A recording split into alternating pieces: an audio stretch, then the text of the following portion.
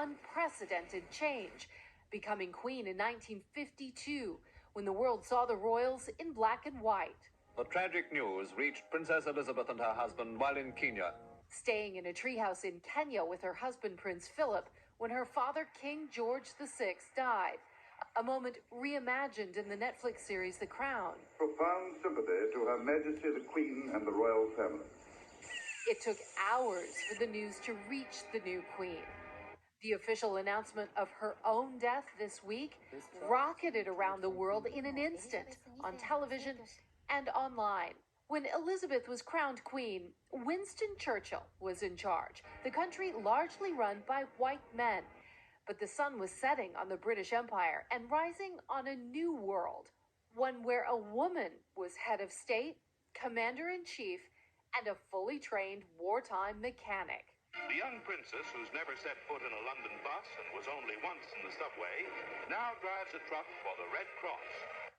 She was a working mother, leaving young Prince Charles and Princess Anne behind for long tours abroad, long before it was the norm. Under her reign, the royal rules of succession changed, allowing a firstborn girl like Princess Charlotte to succeed the throne before a younger brother like Prince Louis. She spoke about gender equality at a Commonwealth Summit in 2011 and ways to allow girls and women to play their full part in society. The Queen's final event before her death, welcoming Britain's third female Prime Minister, Liz Truss. She remained determined to carry out her duties, even at the age of 96. The country she helped change, now led by her son, a king, into a new era. The Queen never called herself a feminist, but in so many ways she acted like one. Back in 2003, before women were allowed to drive in Saudi Arabia, she hosted the then Saudi king here in Balmoral, and she insisted on getting behind the wheel of her Land Rover and driving him around her Balmoral estate. One diplomat said at the time the Saudi king was so nervous, he was begging her through his translator to slow down and concentrate on the road. Peter, Kristen.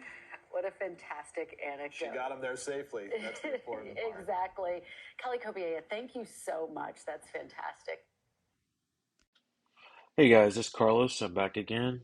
So today I want to talk to you guys about Queen Elizabeth. She just recently died.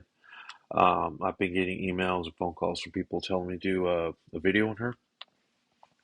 From what I do know about her, she reigned for about 70 years. I won't get into her controversy, but I've heard she's done a lot of good. She's touched a lot of cultures. She's shown a lot of, a lot of respect for different cultures. Released some countries out of their debt to England or gave them independence, whatever the case may be. I know there's a lot of controversy about colonialism or um, countries conquering things like that. So I'm not going to get into those gray areas. Um, Being royalty um, has its ups and downsides. There's a certain decorum that you have to follow. If you're in a royal family, for example, if you're in sort of a public sphere, you can't, you're not supposed to show like a lot of emotion. Um, that's one of the things that I think Diana had sort of a problem with. I'm not saying that Queen Elizabeth was a bad person, anything like that. She was dealt the cards she was dealt with. Um, an interesting thing is that the British uh, people, the British government, have a great respect for the monarchy. I'd say about good 80%. And that's a sort of a cultural thing. That's why in America we can't really grasp that too much because of you know we don't really have any monarchy. So um, I can understand why some people not really in America aren't really into that. But the concept of royalty, it's not it's not something that's geographically specific to um, England. You have royalty all over the world. African kings and queens, Asian kings and queens, whatever the case may be. Uh, royalty is a global concept. It's not based upon um, a certain race or anything like that. It's more of a tribal thing because people like to get together um, and partake in tribalism. So royalty is a type of tribalism, um, on the highest level. So in America, I think it'd be kind of equated to Hollywood. You don't see your favorite Hollywood star every day. And you may connect with them on a level because you see them on TV all the time. You see them in movies. You connect with certain emotions because of certain emotions that they portrayed that you sort of identified with. Um, so I can understand how people in England could feel a sense of loss in sort of that aspect because it's sort of embedded into uh, you know their culture. I don't like to speak ill of the dead or anything like that.